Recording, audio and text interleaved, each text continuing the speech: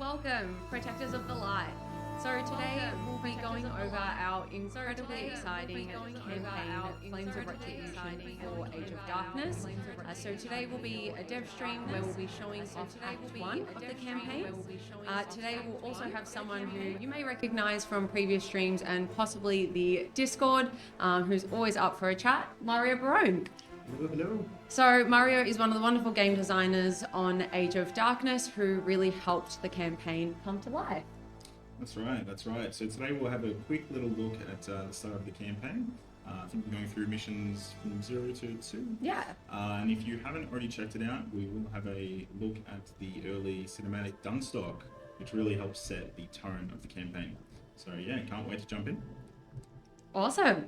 So throughout the stream today, we'll also have some different devs joining us just to talk about the process of designing and creating the campaign for Age of Darkness. And towards the end of the stream as well, we'll have time for a question and answer segment. So save all of your questions, make sure you think of some good ones, and we'll pick all of the devs' brains for all of your burning questions. We'll also be showing off Merek, who is our new hero for the Order. So during that question and answer segment, Mario will be going through and showing us a little bit of him as well. So let's jump into it. Oh yeah. So, I mean, just to start off with, the 3D map looks absolutely incredible. Was there a reason why you decided to go for the 3D map style rather than a 2D map? Yeah, I think a big part of what we're trying to do here is bring something to life. And I think although 2D would have worked really well, like nice and stylized, I think the 3D element helps just bring a sense of realism to the world and helps you sort of just feel a little bit more involved in it. So yeah, I think, and just on top of that, it's just beautiful. Yeah, it really is. really cool to see. Yeah, I think we might have to start a new campaign since we've saved out of here already. Yeah, so no problem. Jump straight in. Awesome. So before the first prologue mission as well, there will be a really beautiful cinematic. So we'll put this full screen and we'll let you guys enjoy this if you haven't watched it already. Was ravaged by battles between the Elosan race above and the accursed nightmares below. Primitive humans were mere prey for the nightmares, until the Elosa, in their wisdom, forged great crystals infused with their blood that could seal the nightmare breaches.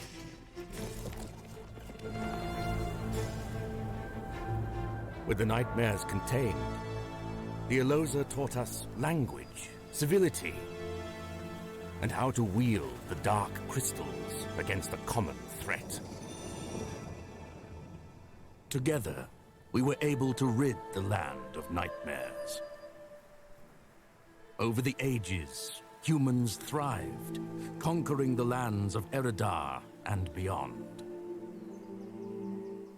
The human king, Ezekiel, in his lust for power, sought to overthrow the Elosa and gain their blood powers for himself. In an act of unforgivable defiance, the Elosa banished King Ezekiel to the realm of nightmares, the Veil. Our conflict with the Elosa spawned a bloody uprising that lasted generations. Eventually, the Elosan betrayers were eliminated from Erodar and the world entirely. In their place, the Order was founded, that we might continue to battle the nightmares and seal them in the Veil. Kings and queens come and go, empires rise and crumble, yet the Order remain, ever a light in the darkness.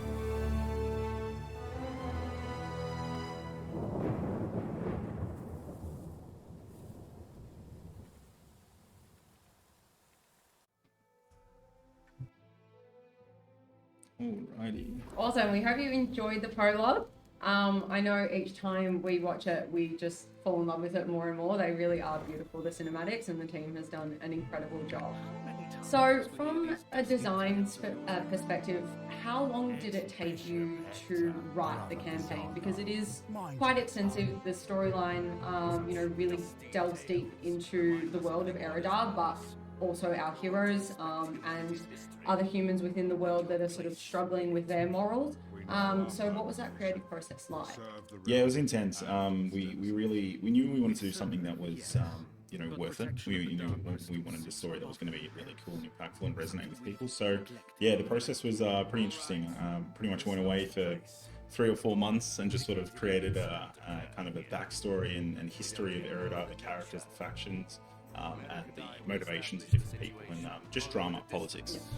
We had generations of characters and pretty much enough story that we could have done 10 campaigns. And then from there, we pretty much brought it out and started sharing with the rest of the team.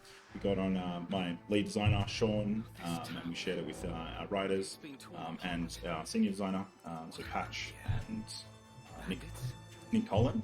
We all worked together and iterated on it for probably a year. Yeah. And then the challenging part was making that story fit with the actual gameplay. So we had an idea for missions that we wanted to do, and it really just was a constant process of iteration over, probably overall maybe 1.5 to 2 years. Yeah. For from inception to where it is now. Well, yeah, I mean, it's definitely paid off because it really is amazing. With, I guess, these missions, especially earlier on, they do tend to act as, a tutorial for perhaps people that haven't delved into the game before or had a chance to really sort of look at survival mode. Was that always a thought that you wanted to do that, or was there something that sort of prompted that tutorial style mission? Yeah, for sure. So, a big part of campaigns and RTSs is giving you a nice entry to the world. So, although survival is the first place that we started, because that's kind of the core of the game. There's always people that sort of wanted a tutorial, and there's people that wanted more lore, more history, more about the characters. So, taking inspiration from games like Warcraft, we really love that in games like that where you were kind of taught how to play the games, and you didn't really feel like you were being taught how to play the games. You were slowly learning mechanics and doing them whilst learning about the story. Yeah. We definitely wanted to do that right from the beginning, where we, sort of 2 birds, 1 stone kind of thing. But yeah, just in a way, like if people come and play the game for the first time, they can play through the campaign, get involved in the story, and by the end of it, they're sort of primed for survival mode. Yeah, absolutely. And I know there has been some sort of chatter within our community as well after we sort of released some of the little sneak peeks for campaign, whether the difficulty would change throughout the missions.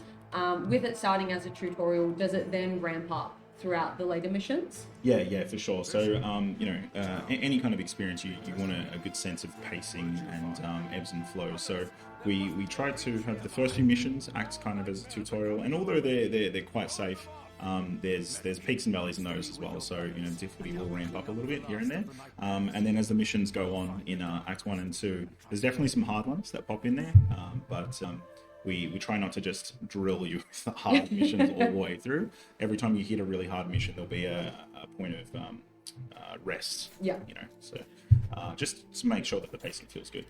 Yeah, absolutely. So it's slightly less relentless than survival. Yeah, I think it's true to Age of Darkness. I think it is pretty intense and stuff like that. But both in difficulty, but even just in the sense of mechanics, we explore a few different things and try to really stretch the Age of Darkness toolkit as far as we can, and just in ways that are a bit interesting. So yeah, hopefully, even if you are a really good Nightmare player, from survival, you'll still find something that's new and different and interesting.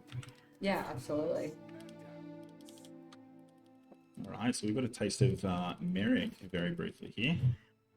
A little sneak peek of one of the skills. Oops.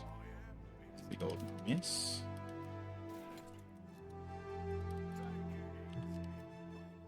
What makes Merek quite different to some of the other heroes that we see in game, especially being a part of the Order where they are more knight type units? What really sort of set him apart from, say, Edwin? Sure. So yeah, like when we wanted to add a new Order character, we knew that it had to fit within the Order and kind of the lore and stuff like that. But we really did like the idea of having this, I guess, juxtaposition between the the morals of the Order, and this person that's meant to be this big burly dude, but then having the gameplay effect being more of like a support tank. So it's kind of familiar, but also a little bit interesting at the same time, which we thought was quite interesting. It felt grounded, but different enough that it was unique. Bishop, what's happened? Stand back from there. Dark visions I have seen. End times.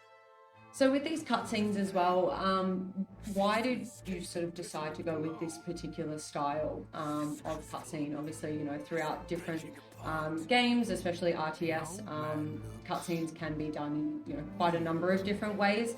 Was there a particular reason why we sort of wanted to go with this style? I think there's something personal about it. The big sense of like creating a story like this is interpersonal drama, and I think if we had something that was a little bit more removed, just from like the game view or something like that, you wouldn't really be able to see some of these finer details. We've got great voice acting, great music, and great character work, but I think it all comes together when you put it in this slightly cinematic sort of way. I think it helps players. Helps the things that are happening in the story resonate with the player, and just invoke emotion a little bit more. Just feels a little bit more real, a little bit nicer to watch. And the voice acting really is incredible, throughout the entire campaign.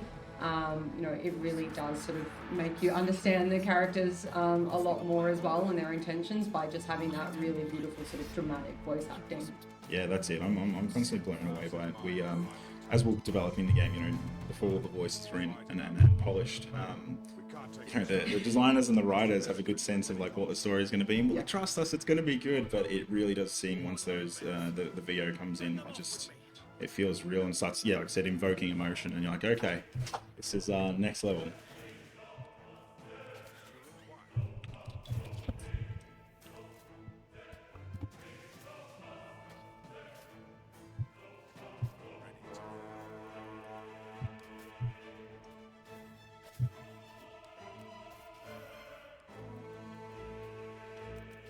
What's been one of your favourite parts, do you think, about creating the campaign? Oh, I really do love the entire process, which I know isn't an exciting answer, but I think seeing it come out now and as it was getting close to completion, even within the team, watching people play it, it was landing. Like they were actually feeling it, and like, hey, this is actually intense. Like this mission feels really good, or that bit in the story, or that cinematic. I think those moments there really made it special. But overall, it's really just the experience, or creating an experience that, like I said, I've said it a few times, that resonates with players. If there's even a moment that you forget that you're playing a game, you're kind of like, oh, and you're caring about the characters. I think that's where the magic is. Awesome. Well, thankfully you beat the first mission. It's always a risk on stream, you're chatting and you're thinking about other things, not just gameplay. But we did well. Well done. Oh, yeah. So after this mission, we'll see the beautiful Dunstock cinematic. So again, we're going to put the cinematic on full screen for you, so that way you can really enjoy it. And we'll also be back with another dev joining us.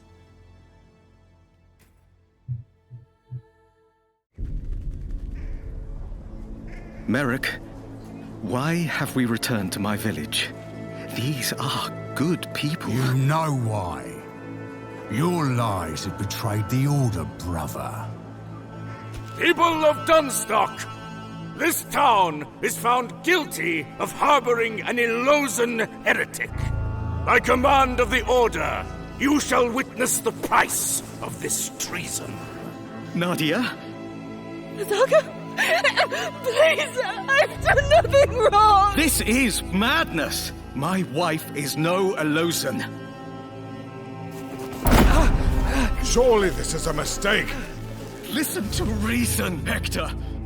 Nadia Oraya, may your accursed Elosan blood be scourged in the light of the flame. Enough, Hector! I won't let you hurt her! Stop this! You forget yourselves! And you forget your oath, brother. All of you, repeat your oaths. Not for my glory! For the light!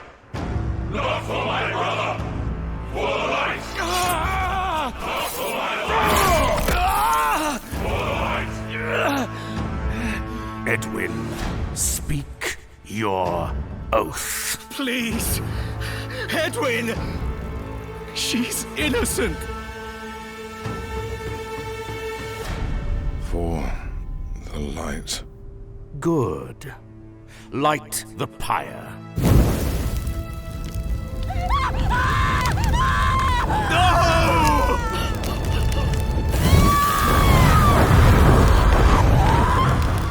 Merek, cleanse this betrayer in the creek.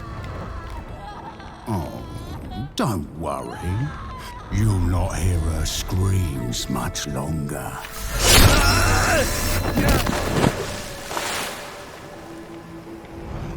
Now, to the matter of the infant. Edwin, I leave this to you.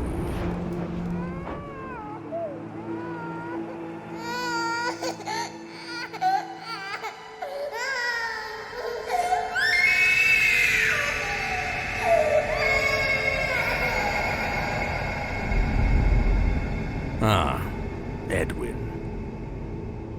Come. We've much to discuss.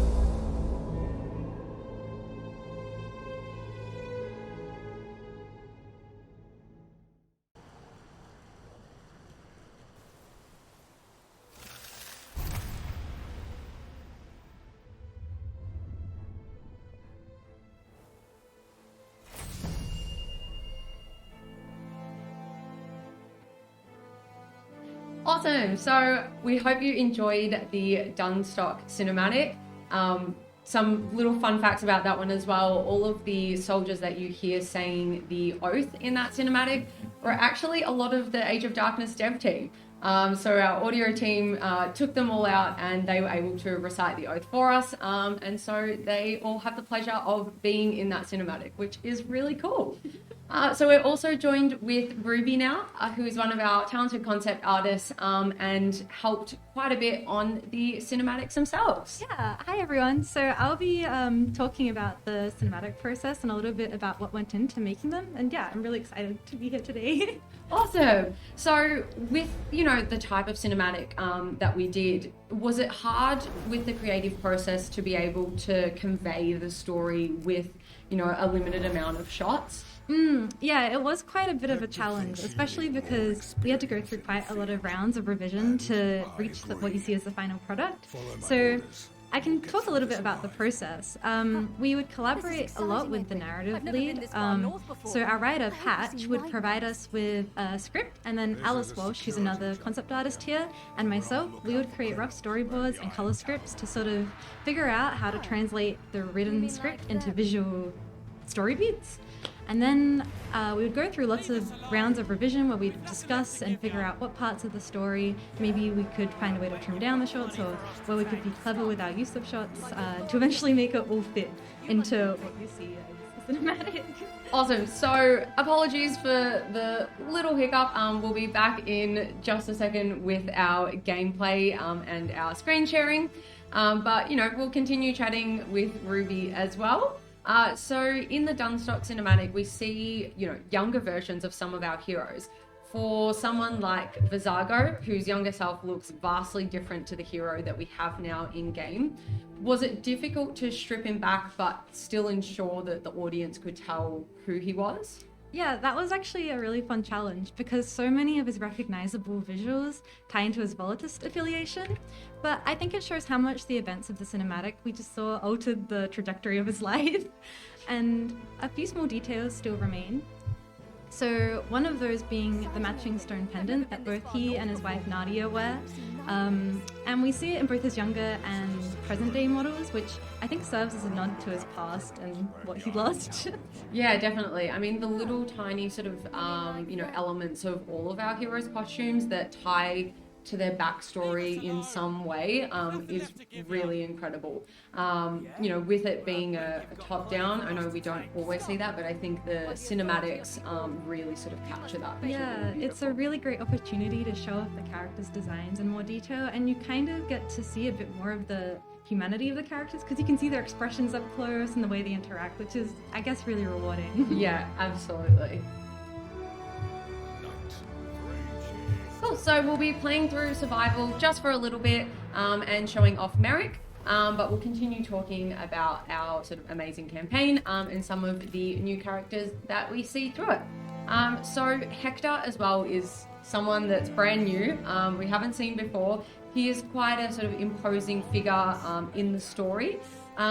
With these sort of new characters, what was the type of process that you went through, when designing him? But also, was there any inspiration, that you took from other sort of fantasy, references that you used for Hector? Yeah, Hector was actually one of my favorite characters to design.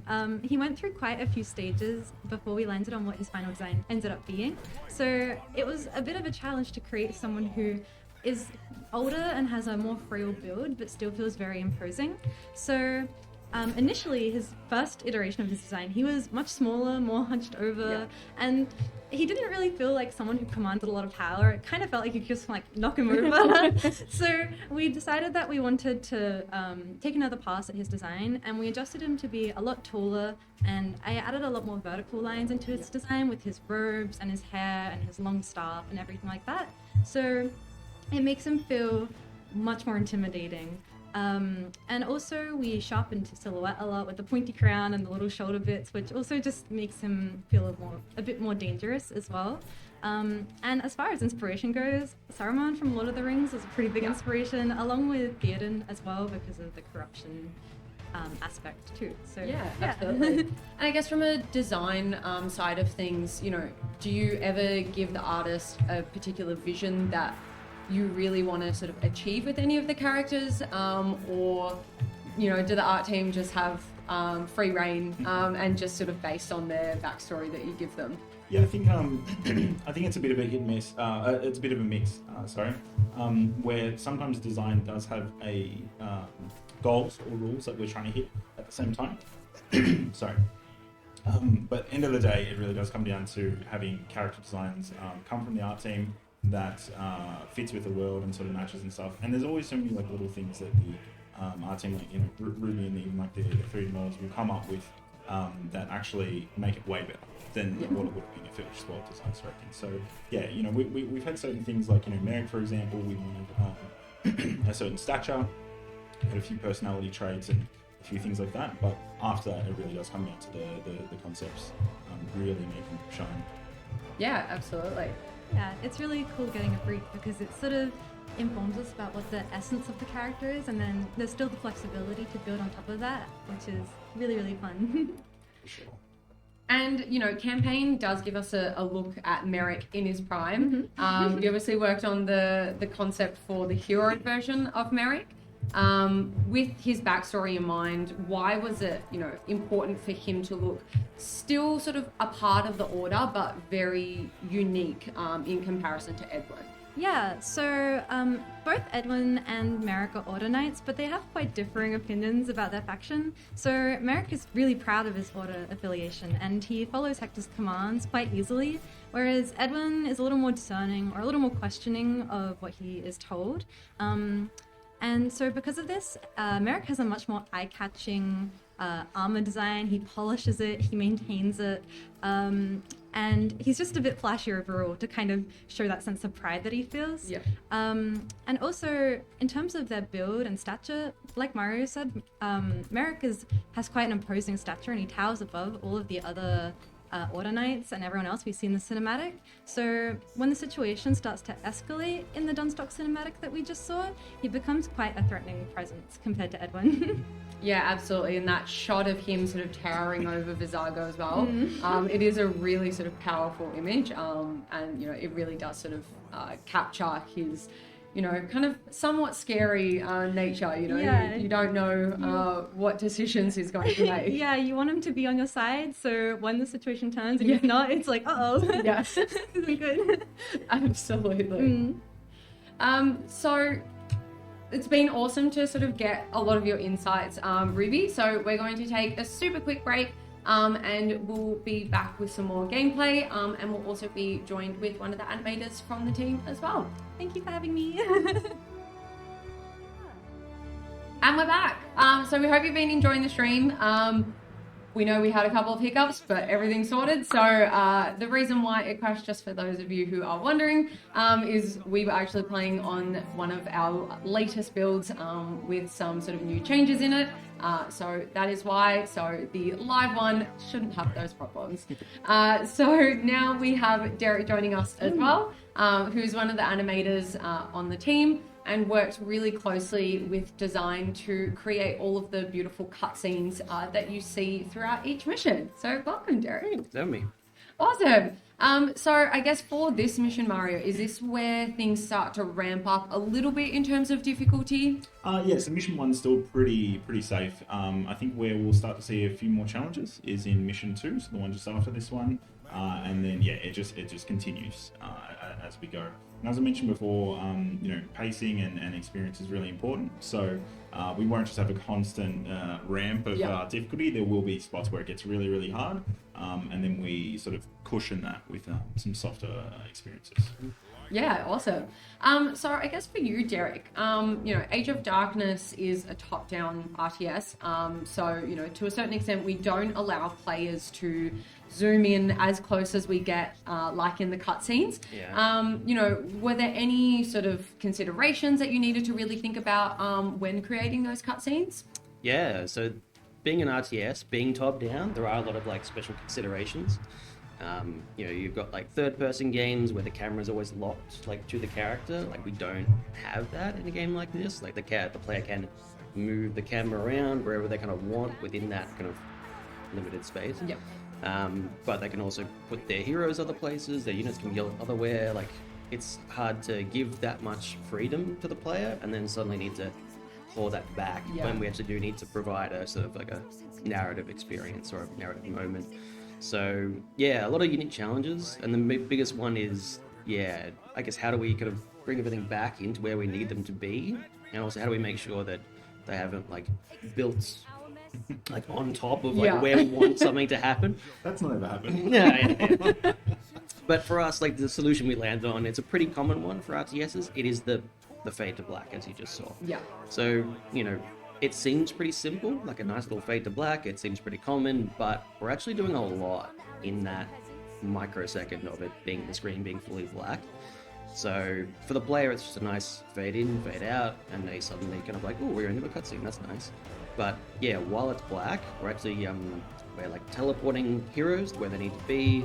We're moving the camera to where it needs to be. We're starting animations, ticking off objectives, stuff like that. We do a lot of magic. Yeah, there's a lot of behind the Magic, scenes. yeah. Yeah. There's a lot that goes behind the curtain. But it's also it really works for also just communicating to the player hey, we're going to a cutscene now. Yeah. Yeah. Awesome. And, within the cutscenes as well, you really sort of see a range of emotions from all of the characters. Did you need to make a lot of unique animations for these cutscenes? And, how many perhaps did you make in the end? I think, for terms of how many, it was, we made about a base animation set of about 20 kind of generic emote, animations for each character that got put on. Just because of the nature of game dev, we actually had to make the animations long before we could start working on the cutscenes. So that had to be kind of fairly generic, stuff like that. Yeah. But those are always fun to make. But in doing that, we're sort of predicting, I guess, what is actually going to be required. And that's a lot of back and forth between narrative, we're reading the script and making sure that everything's kind of we're hitting those beats we know we're gonna need. And then once we actually get into making the cutscenes, then it is refining that down to actually match the voice recordings. Because we want to do those justice, really. Yeah, so, absolutely. And I guess from, your perspective, Mario, were there any types of emotions or, animations that you really felt had to be in these cutscenes to, convey the story better? Yeah, of course. There's definitely a few moments. Some we haven't actually shared with the world. Yeah. There's definitely a few missions where there's really impactful moments that I mentioned before, but we're trying to invoke that emotion. So I think it all comes together. We mentioned voiceover before, but in those cutscenes, it's really just a combination of all those at the same time to ensure that the player feels a certain way. And I think Mission 4 is probably a huge one for me as well. I really love some of the moments in that.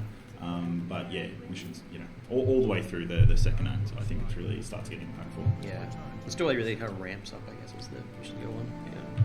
And I guess for you, Derek, was there any, specific animation that you really loved working on the most in Flames of Retribution? I think honestly was all of Aurelia's anime. I think she brings a real kind of like youthful energy, I guess, to like the character hero lineup we have so far. And just think that their dynamic between her and Edwin is like, it's really fun. Yeah. I think they have like a pretty cool like relationship. Makes for some nice story moments. But like, yeah, in terms of her animations in particular, like I think she has just so much more energy, I guess, than some of the older heroes we have, and getting that into her cutscene animations, making sure she's feeling a bit more lively. So yeah. Yeah, absolutely. And we see a lot of new sort of environment art throughout the campaign, which really helps set the tone of the missions and the state of Erodar as well. So, was there a lot of process behind the set dressing, for the different factions? Yeah, so like, again, bringing the world to life, I guess, in terms of the story, there's a lot of context, like visual context we can give to the lore. So a lot of set dressing here, you got like Norfolk, their villages, so it's a lot of like farms, not a lot of like military kind of stuff. Like these are very much like simple peasants, and we need to kind of show that like in the kind of like the world that they're living in. So but also like showing the destruction that has been caused like to them, and that their kind of relationship with the Order. And then of course you go to like Order outposts, and they're like much more military. Yeah. So yeah, just exploring like how we can kind of like give some like visual identity like to these different factions and how they live. Yeah, absolutely. And I guess, touching on Merek being the new hero, with each new hero, I'm sure there comes, some more challenges to really bring them to life when it comes to their animations and their abilities. How did his sort of imposing size really play a factor into his animations? Yeah, he's a chunky boy. But like that was a lot of fun to animate him, to be honest. Like, yeah, especially like his abilities, like crushing weight and stuff like that. Like, I love that ability. It's so smooth, so much fun. But that was really a collaboration, I guess. Like the animation is a big part of it, like getting all that weight into his movement and like that giant axe, like swinging it around. But that started right back to the concepting with Ruby, going into the character art, like really showing that kind of size, like physically.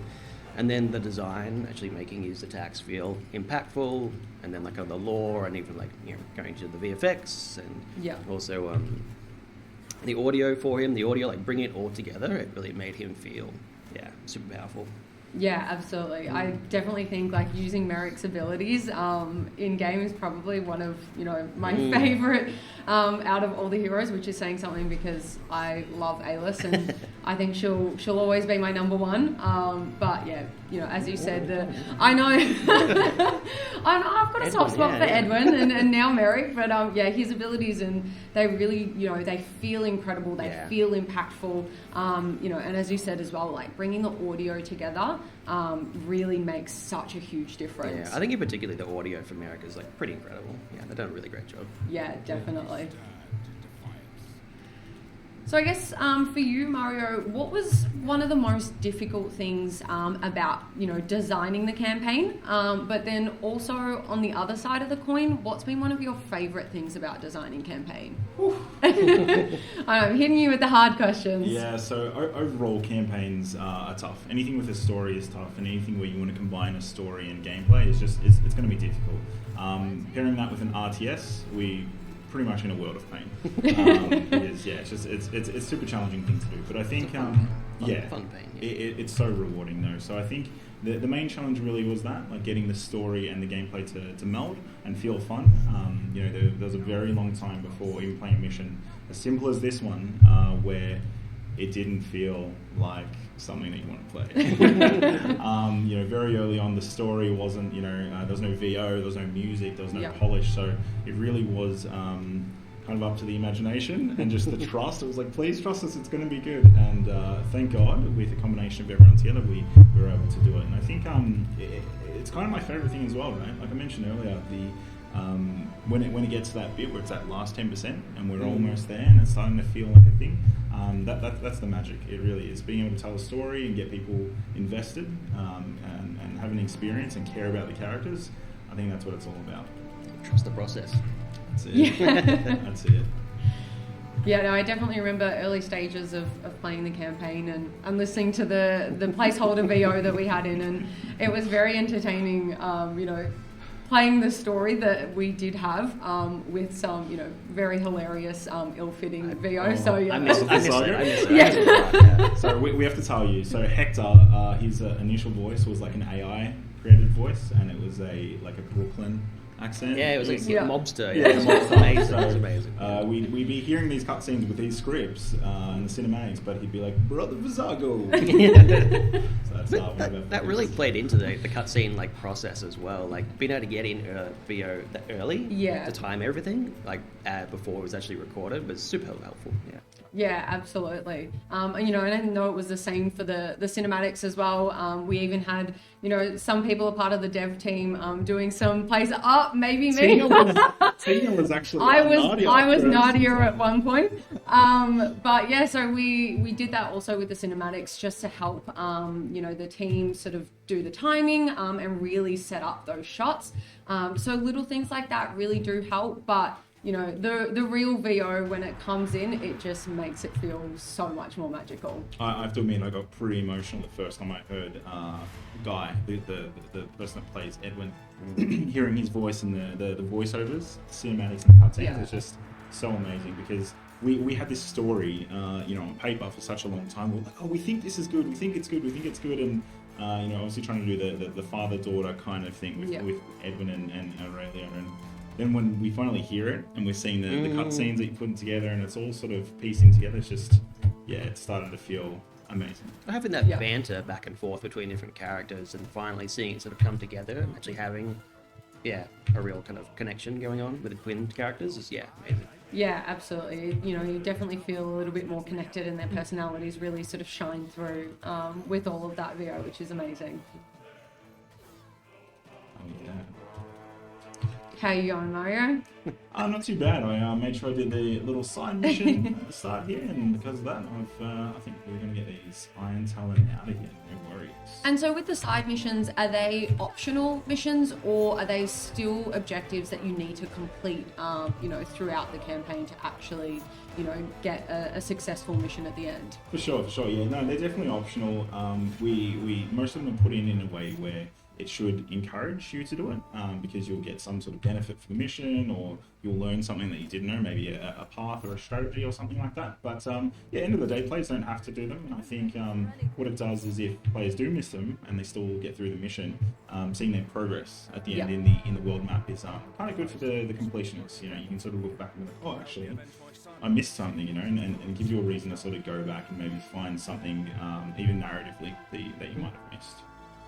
Yeah, absolutely. And I know there have been some questions, over the last sort of 24 hours. Will there ever be achievements, do you think, for campaign, for Steam achievements? Is that something that, we might potentially look at in the future? I would love to. I think it's something really important. I think it also touches on what a few other people mentioned, things like difficulty.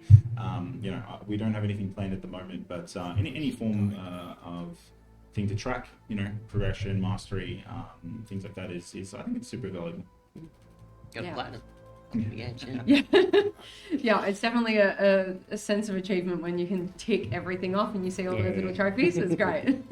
Oh yeah, I think especially if we are to do things like the side missions, if we had achievements, gives you another reason to go out and find all the secrets. Yeah, absolutely.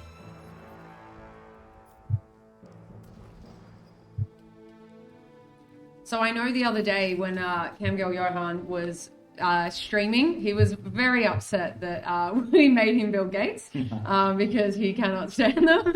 Gates are important. Yeah. I admittedly, I never build gates, but that could also be why I lose most of my Death Knights. So there might be a correlation. But yeah, do you, I guess in your normal gameplay, is this something that you would usually do as a tactic, or are you just pure walls, pure defense. I don't think I'm allowed to comment on this. Because, that would be pretty bad if I didn't use gates. Gates are great. And what about you, Derek? What's your sort of go-to strategy for defense? I always use gates. Yeah? I want Edwin like out there, like in the middle. It's like him as a lone warrior, like up against the Death Knight. How does Edwin fare up against that many enemies during a Death I Knight? think his crackfire, like it really is like so good at like crowd control. Yeah. Like some of the other heroes have like really great crowd control as well, but I think for me just the classic crackfire, being able to clear out a wave just as like hitting you. It's so true, man. I think especially as the new heroes come out, we've got more and more sort of, we're upping the ante every time. Yeah, absolutely. I think because of that, people look back at Edwin and are like, oh, he's a bit safe, but it's like Edwin is old reliable. OG, OG, yeah. Even his stats though, like he starts off quite average and he actually gets quite strong. But in campaign, like his abilities like really come in handy. Like And I know as well, you've mentioned, previously, Mario, that each hero tends to have a slightly different difficulty in a way in terms of, their playability. Yeah. Is that something that you thought about from the very beginning of, when we created sort of Edwin and then Alice, or is that something, that came about differently? Yeah, of course. So when we first made the initial hero Edwin, there wasn't too much thought into it. It was just, let's make a cool hero, right? Yeah. That's what the beginning was. But the second that we started thinking about the second one and planning for Alice, we knew that, we wanted to have sort of infrastructure there. We were just trying to ask ourselves what's going to make this hero interesting, and a big part of that was gameplay. And cause at that point we already had people playing in different ways. It's some people that are a bit bit more casual, and some people a bit more hardcore. And we wanted something that was a bit more unique. So as we went on, by the time we hit Vizago, it was very clear at that point we had this hard to master hero that ends up really, really good, but for the common player, a little bit more difficult compared to something like Edwin. So we really liked that, and we wanted to continue doing that along the way with the next three heroes. But we've also tried to, we've mentioned this before, but we've tried to give them a purpose, a play style or something like that we're answering that we haven't done before, or solving a problem. Yeah, absolutely. And does that sort of, I guess, ring true as well for Merek? Like, what sort of, gameplay elements were you trying to sort of achieve with his abilities and his style of hero? Yeah, no, Merek definitely does that. So, when we're doing the heroes, part of it is fitting them within the lore and the world and what players, kind of want.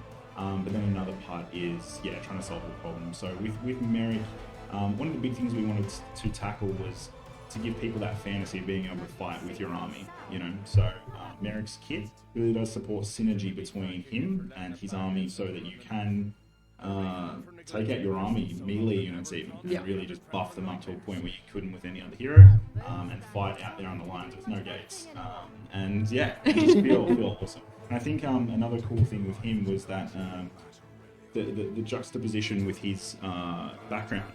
He's this guy that's not very nice, but he has this history of being a healer and support hero, which doesn't really fit. So we're trying to show that he has a bit of history, that maybe he wasn't always a bad guy. Yeah, absolutely. Oh, another successful mission. Yes. Well done. So we'll take a really quick pause, and we will be back with one of our other devs. But thank you so much, Derek, for joining us today and chatting a bit more about our cutscenes. No, thanks for having me. Awesome. Now we're going to be jumping into Mission 2 and showing off some more of our beautiful campaign. We obviously don't want to give away all of our secrets today, so we're only going to be playing until Mission 2, and then we can always show off a little bit more of Merek. But we also have Sam here with us. So Sam is one of the producers on Age of Darkness. You may have seen him in one of our previous streams, or chatted to him in Discord as well. So thank you. Usually top tier gamer, easily the best player. Yeah. I can beat Nightmare. Don't listen to anyone else. He uses skates for sure. Oh, absolutely. I think Sam and I's ability to beat anything on Nightmare is probably on par. Easy clap. Easy clap. So, Age of Darkness is such a huge game with so many moving parts. Adding a campaign mode is, no small feat. And obviously it's something that you've been working on for quite a while. From a production side of things, you know, how was it trying to plan for everything? You know, especially with new features, were there any, you know, major challenges that you sort of faced in that regard? Yeah, definitely. Production is the real nightmare of, you know, this game. Essentially, you know, we're not just making a campaign, we're making 3 games at once. You know, we're making sure survival's still like bug-free and playable for everyone, working on campaign, getting all that feature set ready, as well as still working on multiplayer in the background there as well. And because of that, you know, you kind of look at your schedule and your scope and knowing what dates you need to hit and what we may look at, you know, making concessions on. And one of the really painful things that we actually did discuss was, can we deliver VO? Yeah. And I think we can all agree the game's better off with the VO in there because it's all amazing. But there was definitely at least a period of a week or two where we're discussing, look, if we don't do this, we can do X, Y, Z instead, and really thought about it. But, you know, our overall commitment and what our entire team wanted was, no, let's invest in the VO and make it sound as cool as possible. Yeah, absolutely. And I mean, you know, the quality is definitely there, and, you know, I think it speaks for itself, pun intended. I know that was terrible. I'm so sorry. So, you know, Mario, we heard from Derek as well about, you know, some of the challenges potentially when animating Merek. You know, from a design side of things, when the heroes are animated, are there certain factors that need to be taken into account, you know, from design, like perhaps like movement speed and those sorts of things? Yeah, it's interesting. It's kind of a back and forward, but we kind of iterate through it along the way. So design will start off with some base values and things like that and requirements, but then as soon as we pass it off to animation, they'll give us a new version. We'll just iterate through it. So it really is a thing of communication. As long as we're staying on top of it and keeping everyone updated, it's usually pretty smooth. Yeah, when it comes to hero development especially, we usually have like feature check-ins on that sort of stuff, where it's just the team working on that, talking with one another, going, cool, we want to maybe up this attack speed or lower this cooldown and make sure that, you know, heroes can just be a bit more punchy or whatever design we want to do with it. And that is requiring constant feedback. Otherwise, someone's going to pull the build and realize, oh, my thing broke. Yeah, absolutely. So yeah, definitely a really great collaborative process between all of the teams. Who has been your favorite hero to design so far, Mario? This is always a tough question because they're all my babies. Like, I love them all. Every single one of them, there's something that's, you know, I had a big part in and work with the other designers. We all care about them. We start off with something like, hey, how do we make something cool? So there is a moment where every single one of them is our favorite hero. I'll say that I think the hero that's not out yet may end up being my favorite for multiple reasons, but I think Merek is really interesting. I think Merek, what we've done with him, the synergy that we've tried to work on, I think it lands really well. He doesn't seem very flashy when you first look at him compared to something like Vizago or Cyrus, but once you play him and you get through, you know, level 4, level 5, it really starts to click and you start feeling like, wow, this is awesome. Yeah. So I think hitting things like that feels really satisfying in creating our heroes. Yeah, and I guess, Sam, for you, who is your favourite hero to play with? I was definitely an A-list stan pretty early on, Yep, you know, when I was an absolute trash tier player and, you know, getting the loyal guards, having just to, like, body around me and Did just, you say like... it was a trash? Yeah, I did say it was. Has that changed? I mean, I shouldn't talk, I'm no better. That was easily a lot easier for me to play with. But since adding Merek, I think there's something really appealing about, you know, you can just get that meat wall, as the term is, I think. Yes, that is Ryan. Yeah. That is his absolute favourite term. He loves creating meat walls with the cultists. Yeah, you can just absolutely buff that meat wall with, like, Merek's entire ability set. Not only that, just, like, being able to use his crushing weight just to kind of jump across the map and, you know, we did see some fun bugs with teleporting there, and, you know, it was a fun time of development just playing around with that. I could imagine.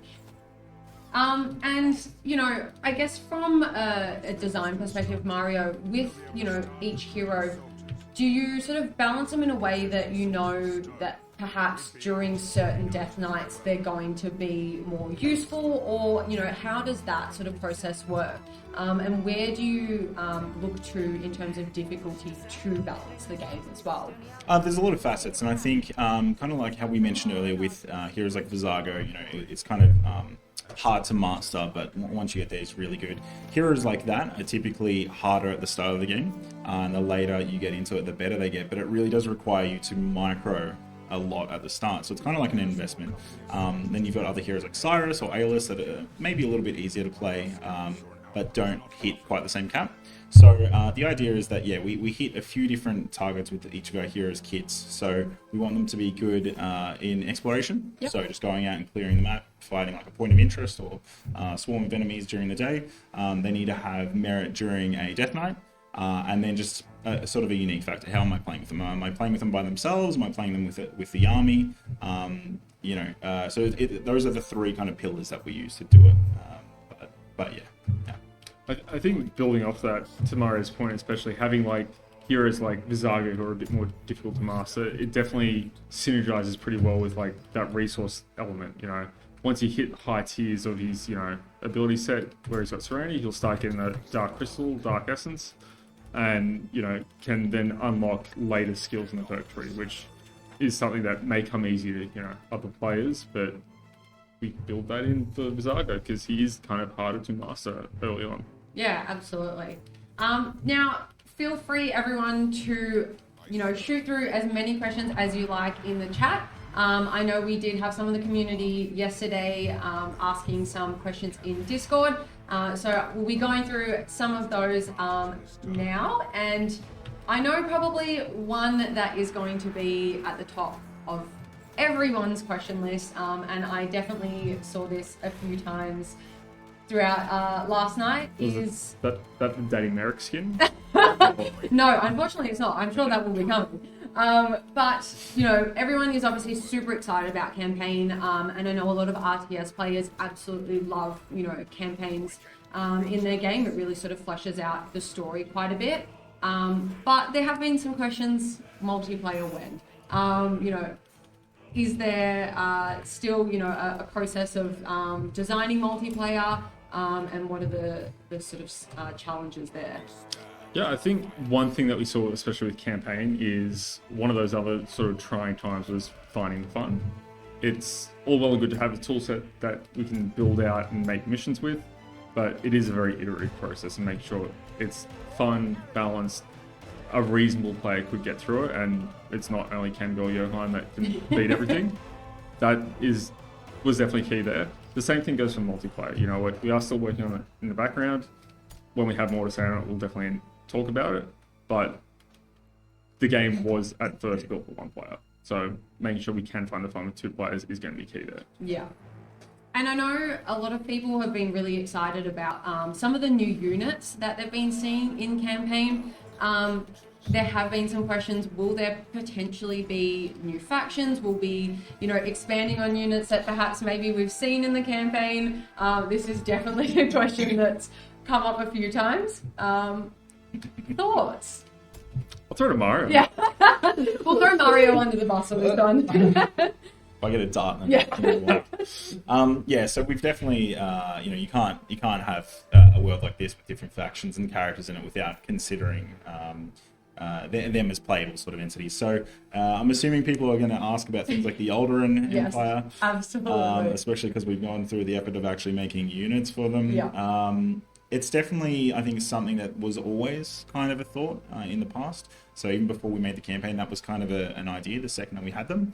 But I don't think we can promise anything yet. I think it really does depend on how we go with the follow-up updates. We still need to do our Act 3, and that will complete our campaign. But then, as Ryan's mentioned, I think in the past, we want to focus on improving the quality of life of survival. So who knows? I think if there's enough people that want it and there's merit to it, we can do it. But yeah, it really will depend. Yeah, as Mario said, like post campaign and as we work towards multiplayer, we're pretty focused on quality of life and performance. There's definitely options where we can look at some of that stuff, and there's more teasers of what could be, I guess, in later campaign missions. So definitely keep your eyes out there when it does drop. Yeah, absolutely. Are there also any plans to introduce difficulty throughout the campaign and perhaps, have the different difficulties to be able to choose at the start? Or is it purely just going to be, throughout the campaign, it will slowly sort of ramp up? I don't think we've got anything locked in or confirmed, but we've chatted about the idea of it. But I think if we were to, again, it would depend on how many people want it. If we have a huge outpour of people wanting it, I'm sure we can consider it. I think if we were to do it, it probably wouldn't be the same as survival, where we've got heaps of different options and customization. It probably would be more equivalent to StarCraft, where you'll have maybe the default mode, which we think is balanced quite good. Like it suits the common sort of player, and we'd probably add a nightmare difficulty or something like that, where we just tweak the values within the missions to make them more difficult. Something like that, I think, if we were to do it. Yeah, absolutely. So another question, and I guess this is more sort of around, what you mentioned before in terms of like quality of life fixes. Is there any, plans at the moment to do another update that's purely just quality of life fixes? Perhaps before Act 3 or after Act 3. Yeah. So we're definitely looking at kind of all the data that's coming in. We do have like crash analytics and some other analytics tracking, as well as player feedback and sentiment across Discord and all our social channels. Wherever you are logging feedback, we are essentially watching that. The major thing here is we want to make sure we get Act 3 out in a quick and timely manner, so that we're not leaving the story kind of hanging for anyone, but at the same time making sure that the game's still in a playable state and feels good to play in all kind of current game modes.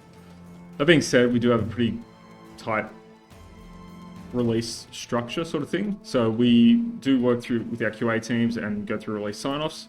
So as soon as we can kind of functionally release something that we are happy with the quality, we're going to do that.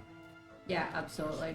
And, we're always sort of around in Discord as well. If you've got any questions or, any bugs, obviously feel free to report it there also.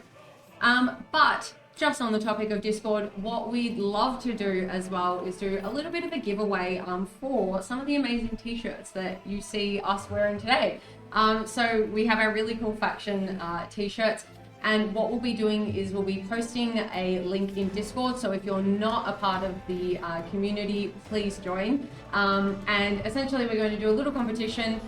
Tell us what your favorite hero is in 25 words or less. And we will pick some winners to win some really cool merch.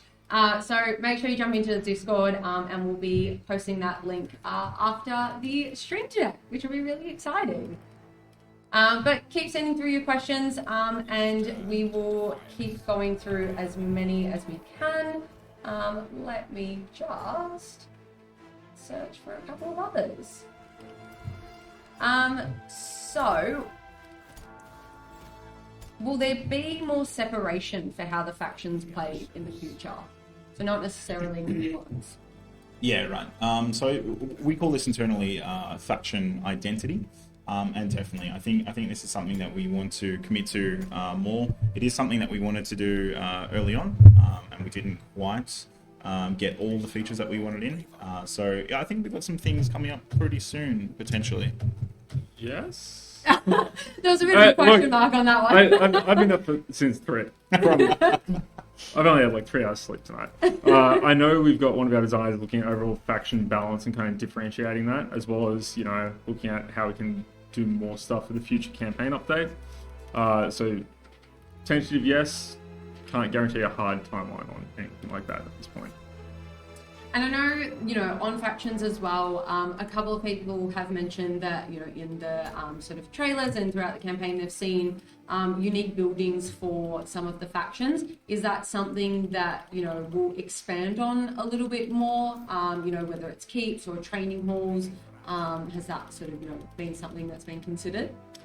Yeah, I know the design team have definitely put together some stuff like that. There are some things happening in the works on some of that, which we're hoping to get more details out soon about. But in terms of what that looks like and how gameplay changing it is, it's probably going to be more, we'll update you as it kind of comes along.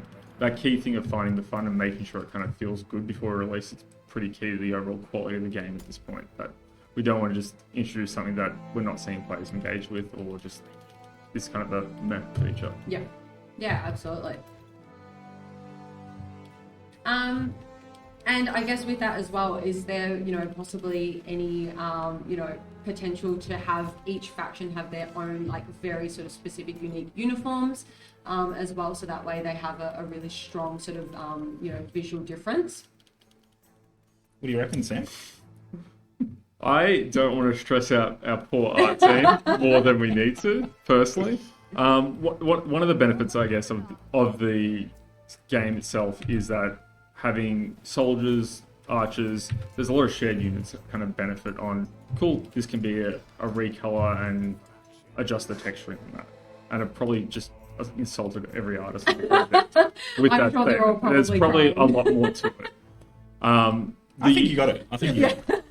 The unique faction units, the Lightbearer, the Cultists, everything else that we have in the game is kind of exploring that. This is more that faction's overall a major identifying unit, and if we see more love for that, we can definitely look to add more in the future. But it's, we're pretty happy with where it is. We've got some plans for potential stuff if it all plans out and it's still fun.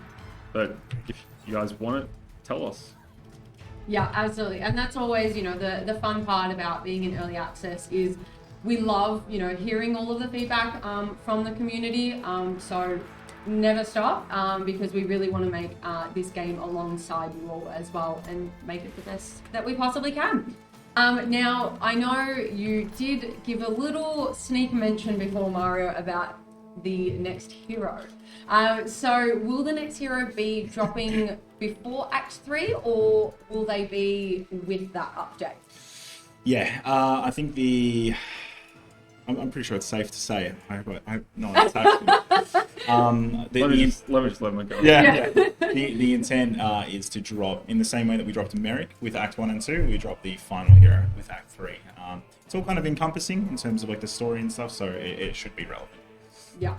I'm sure people will probably start asking more and more questions, looking whether we're going to get told off for that one. But yes, we are keeping the final hero a little bit more under wraps at the moment. We really want them to be a really big surprise. And I know, between a lot of the team members, they are, one of the favorites, I think, so far.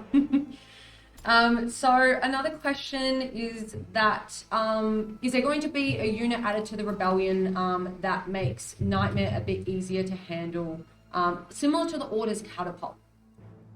Right. It's definitely a good idea. With those unique units, we added the ones that we've got. I think we added 2 for every faction. The intent was to add 2. And the Siege Catapult was meant to be the identifying factor for the Order. I'm hoping with the new balance stuff that came out with 0.9, the discrepancy between the Siege Catapult and the other units is a bit less, because I think the Siege Catapult was maybe a little bit too OP. The intent is that, each of their unique units should be used within the faction to maximize them. And if you're playing them the way that faction's meant to be played, you should get the most out of it, sort of thing. So there's no reason that hunters in the Rebellion and a combination of hunters and rogues shouldn't be just as powerful as the Siege Catapult. They're just different. Yeah. And if you are, I guess, curious about what changes were made in the latest update, everything is in the patch notes on Steam.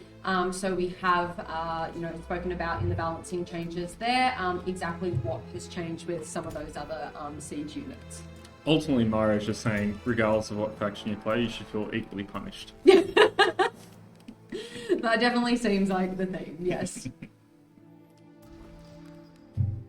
Any key giveaways this stream? We don't have plans for it right now, but it's definitely something that we will be looking at doing in the future. With a lot of our giveaways, we will be doing it through Discord, just to really sort of engage with the community, and we love chatting to you all in there. So definitely keep your eyes out in those channels, and we will definitely say a little bit more on that coming soon.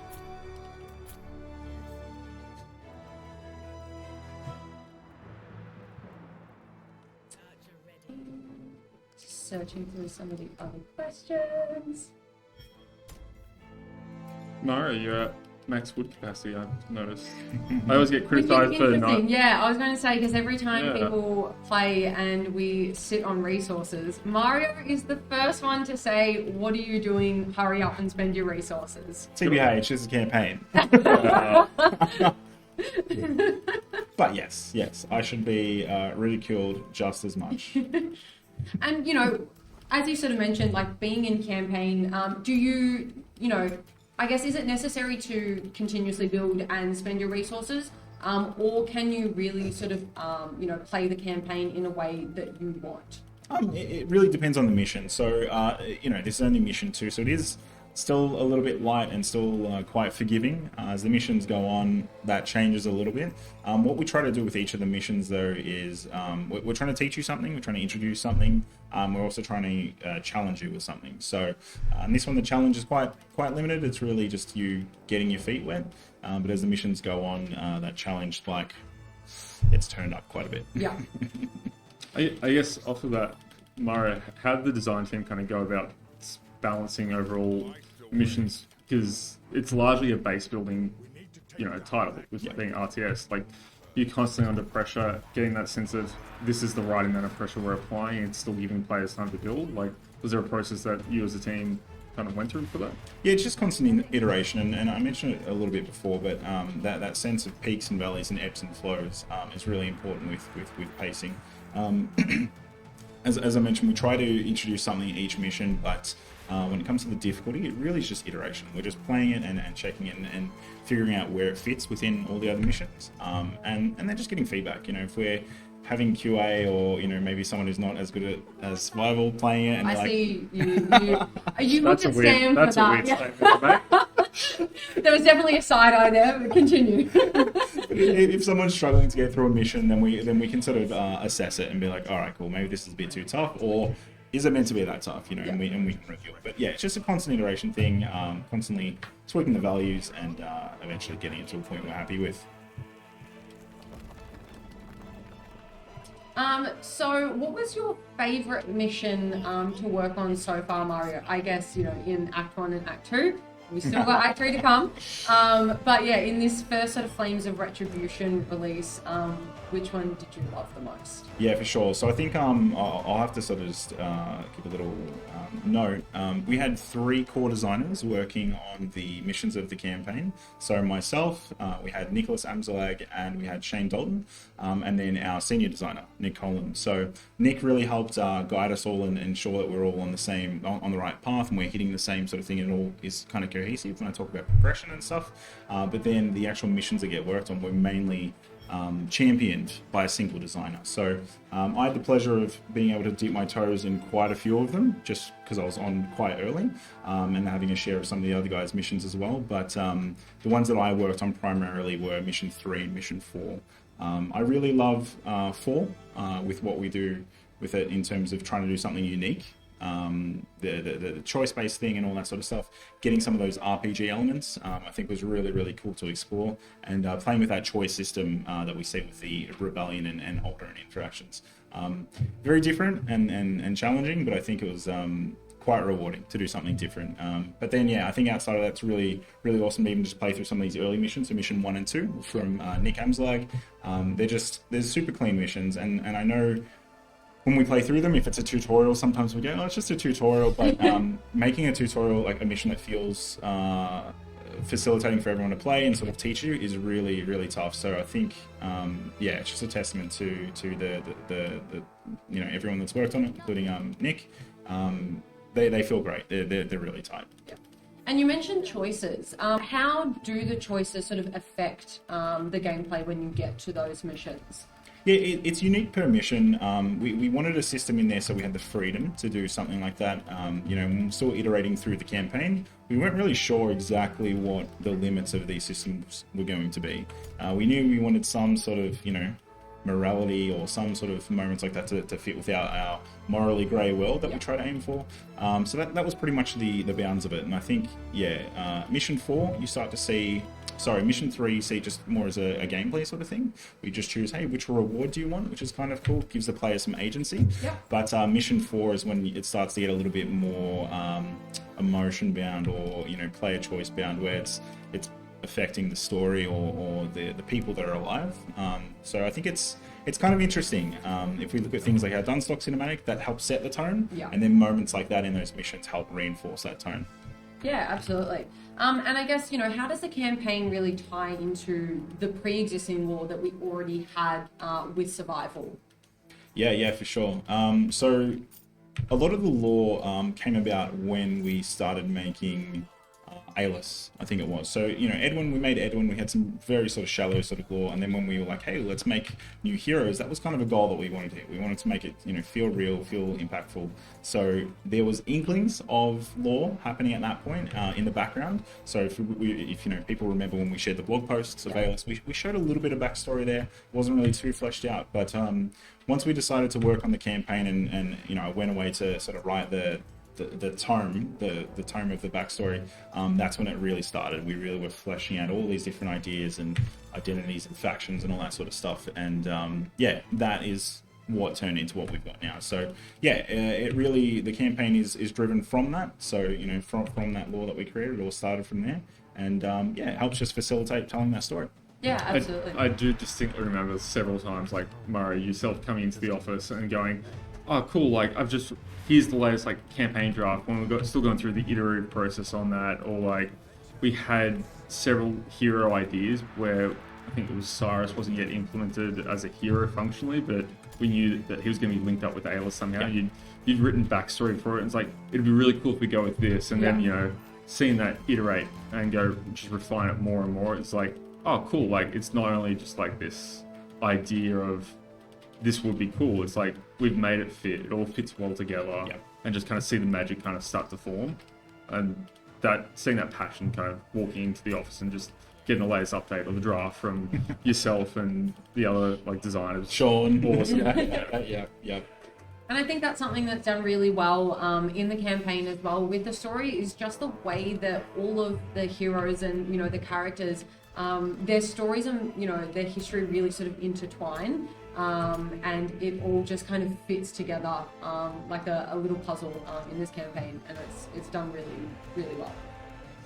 So I guess, was there any inspirations for this campaign, perhaps from other games or other even just TV shows or movies that you really sort of loved and took inspiration from?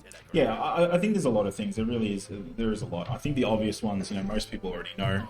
Warcraft 3, is a huge sort of inspiration, and the tone of the Game of Thrones. Yeah. I think that should be obvious. It really, all the stuff that we do are things that are inspired from those.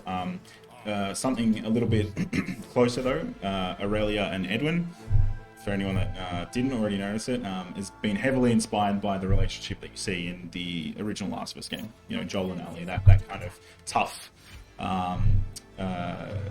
father-daughter sort of thing. There's something really impactful about that, and I thought felt very human, and I thought it was really cool with this idea that we had with Edwin, where he wanted to redeem himself.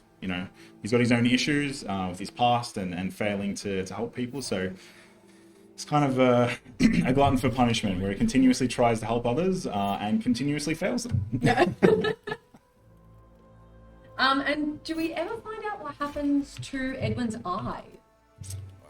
Interesting, yes. So we did have, there is lore for it. There actually is backstory lore for it in that tome. Wasn't it a flaming sword accident? He was just practicing a bit too much and accidentally slipped. Yeah, so the backstory changed a little bit with some of the main reveals that we've got in Act 3. Oh my god, I just lost. That's hilarious. I don't think that's ever happened. I don't think anyone's ever lost Mission 2. Damn it, I was talking! Max resources. He is a good player. To be fair, you would have heard the keep under attack thing if you weren't talking. Yeah, Yep, and I bet the comment's going to be great now. It's going to be like, Yeah, there's a couple of comments. Mario, how? Just how? Yeah, look, streaming is definitely something that, takes your attention away from the game, chatting and really sort of thinking about your in-depth answers. I think it's understandable. It's all right. I'm sure we'll walk out of this room and we're probably all fired at this point. Oh, absolutely. Oh, I'm never going to live this down. That's fine. Maybe we can show off a little bit of Merek, Sure. and show off a bit of his brute strength, because I'm sure we'll see if you can perhaps get past a Death Knight with him. I'll give this save a go. We've got Teena. Yeah, we've got a pre-save on. We'll see if it works. Fingers crossed. And what challenges did you find, when trying to bring this sort of narrative to an RTS campaign format? Oh, it's just RTSs are just tough. RTSs are really tough, and you look at games like Warcraft and Starcraft, and they make it look so easy. Yeah, it really isn't. And I think it's just a testament to every studio that's made a campaign that feels even okay. It's really tough. I think just the gameplay is kind of limiting. The tension that you feel is kind of limiting. The target audience is kind of niche. So finding something that's going to resonate with all those sort of factors is just a juggling act. Yeah, for sure. I think as well, the dev team is naturally their own harshest critic. So we're playing this, seeing, it'd be really cool if this. I wish we just had more time for that. Like seeing how people have reacted to the campaign, how much they are enjoying it and loving it. It's really invigorating to kind of see. It's like, oh, this is landing, and like, yes, we can do a ton more stuff and get a plan to do a ton more cool shit in Act 3, but it's really positive to see the player reception so far. Yeah, absolutely. And, just the vibe in the office, even yesterday, coming in and seeing some of the streamers that, were sort of streaming Age of Darkness, the little campaign sneak peek overnight. Just everyone on the dev team getting so excited to see everyone enjoying it so much, and all the, incredibly positive comments that have been coming out of it. So, we love seeing that, keep them coming, and we hope, you continue to love this campaign. It's weirdly satisfying to see people die in campaign as well. Like, I love watching it. I can't wait. So, obviously, I was going to say, case in point. Yeah. Dying Mission 2 isn't too impactful, but I haven't actually watched any streamers play through Mission 4 yet. And TLDR, little sneak peek, Mission 4 is where we want you to die. Like, that's the first time we actually have like a difficulty spike in it, so I actually can't wait. I can't wait to watch some people die and get frustrated at it. It'll be really cool. We may be watching streams like last night at 1, 2 a.m. and just going, nah, this guy's gone. Like, he's making bets. Yeah, he's not set up well. One of our engineers, Alex, definitely owes someone $100 as well. Yeah, our hydrated king. Yeah. Oh dear. So when designing Merek, how did you find a way to sort of make him fit into the world? Also just making sure that he was really sort of like useful with his abilities, and being able to be sort of powerful, from the beginning. Yeah, right. So we touched on this slightly before, but all our heroes need to hit certain goals. We want them to. We can't have a hero that's good at one thing and just sucks at everything else, because it just wouldn't be fun to play. So it really does need to be a combination of it, and it's just playing with those dials. So are they really good at the start? Are they good at the end? Are they really good at Death Knights? Are they better at exploration? And just fiddling with those sort of things in a way that feels unique and fun and interesting. And then just, constant iteration. We start off with a general idea. Shout out to our senior designer, Nick Collin and James, for working on Merek and polishing it up. But they had some goals to start with and really just worked on it. Just kept working on it until I'm playing it, getting feedback. And just following those sort of things and people's feedback until it shines. Yeah, absolutely. Likewise, we did have one of our artists, Perry, actively complain that there's no hero made after him. So we had to copy his luscious beard and put that in the game. Although he looks like my dad, which I don't know if that was a thing on purpose from the art team. Thank you, art team, or not. We seem to have people asking for bin chickens in the game. I'm not sure whether Nightmare bin chickens is something that is currently on the radar of the design team. Do the nightmares eat chicken? Is that lore appropriate? I'm for bin chickens. I reckon. Yep, love it. I'll chat to Ryan about it. Now, who would win in a fight between our heroes, Edwin or Merek? Oh, okay. Oh, this is tough. It is quite tough. Has Edwin dealt with his trauma?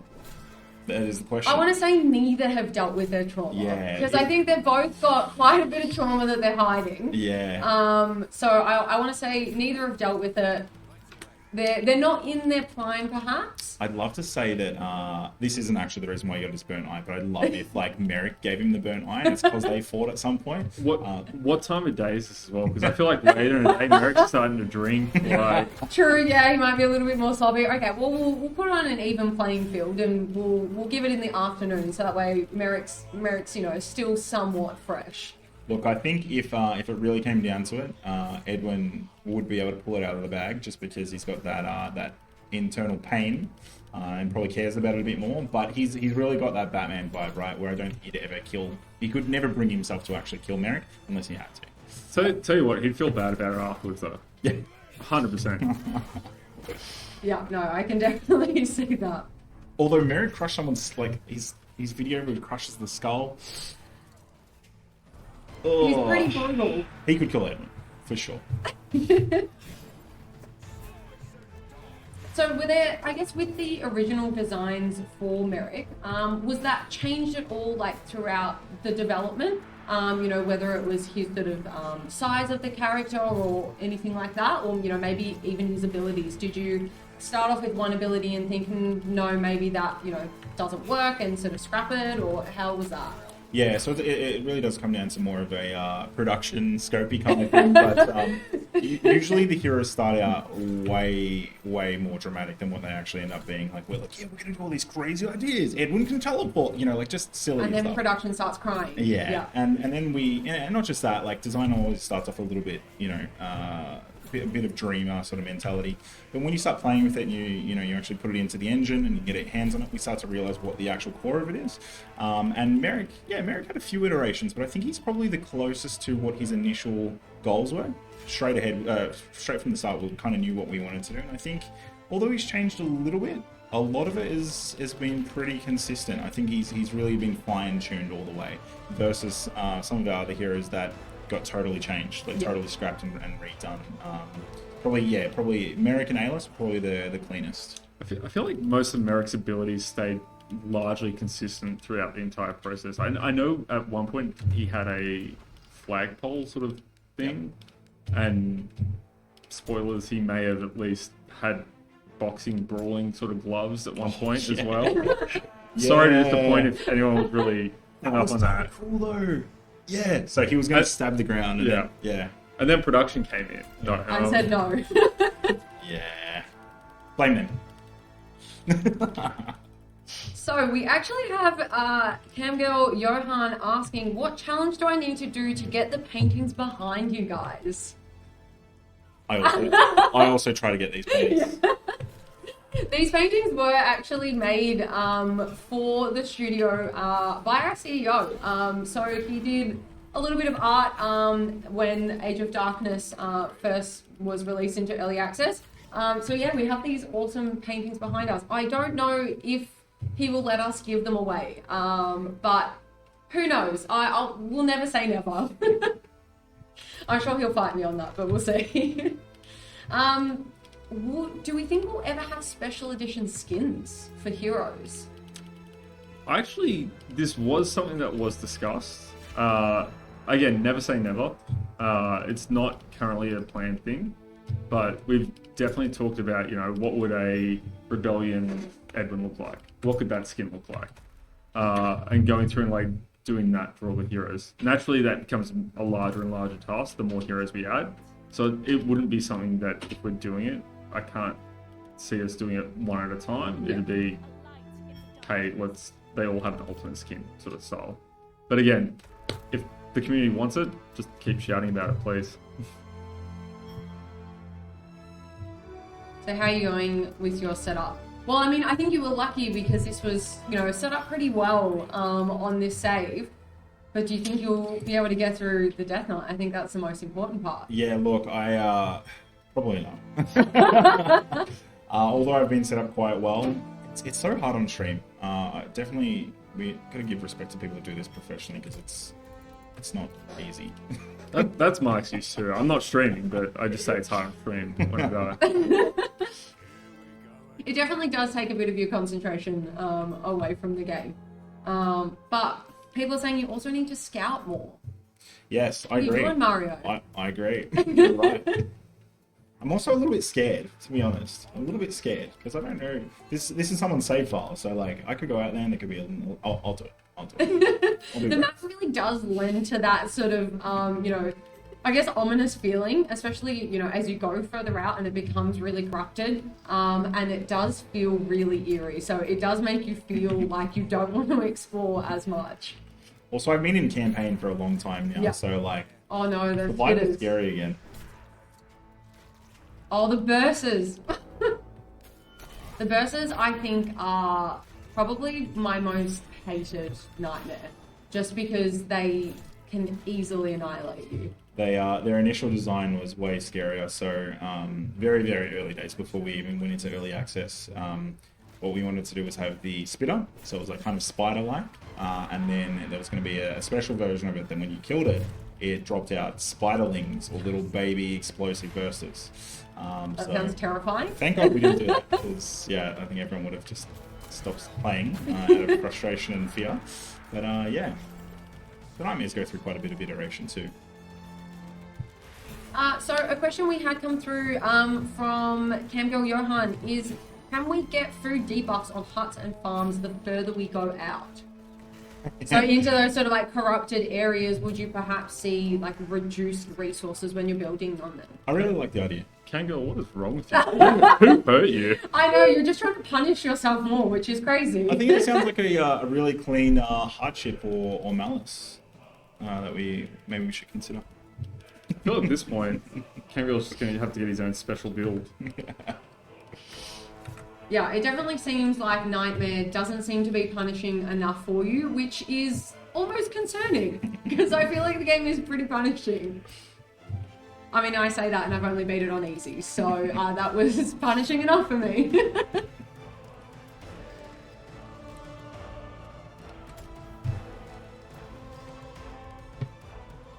That, you got a lot of stone there, man. Yeah, I'm loving it. Just sitting on those resources, Mario. I've probably got more training walls and I don't even know about them. But... I feel like you also need to build more units. Surely that perk tree. What's your favourite perk to upgrade usually?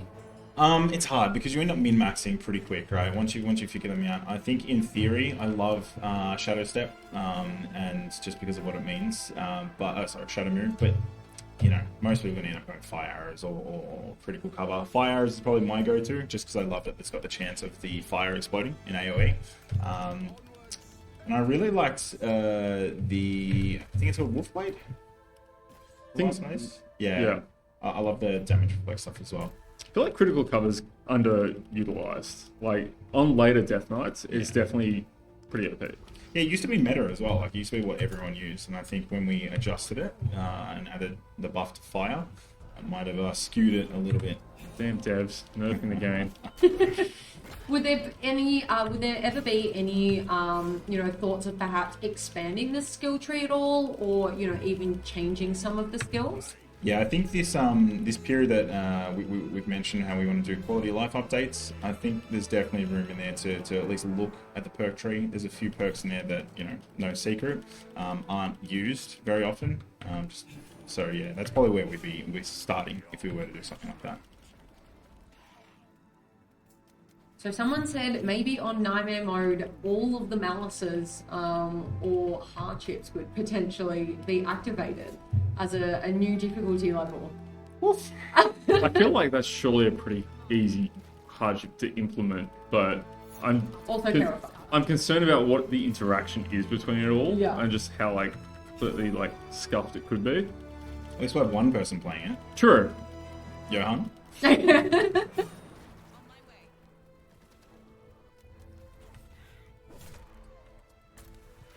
So I know some of the heroes, like Vizago, for example, become almost a little bit stronger at night, and they do have, more of a buff. Are there any other heroes that play the same, or potentially, future heroes that will have something similar? I think it's definitely an interesting thing to play with. With Vizago, we used it because it fit with his character and his lore so much. He's meant to be the leader of, this faction. So it really, really suited that. I think if we were to do it with multiple heroes, it might taint it a little bit and make it less unique to him. But never say never. I think there's definitely room to do the inverse, kind of emboldened daytime sort of thing, something like that. Or if we were to go even more interesting, do a flip, where you've got some type of hero that's, kind of worse at daytime or something like that. But yeah, we wouldn't want to do something like that for no reason. It'd have to be well thought out. Yeah, absolutely. Just waiting for Johan to be screaming in the chat. Yes, do it. Yeah, I know, that sounds good.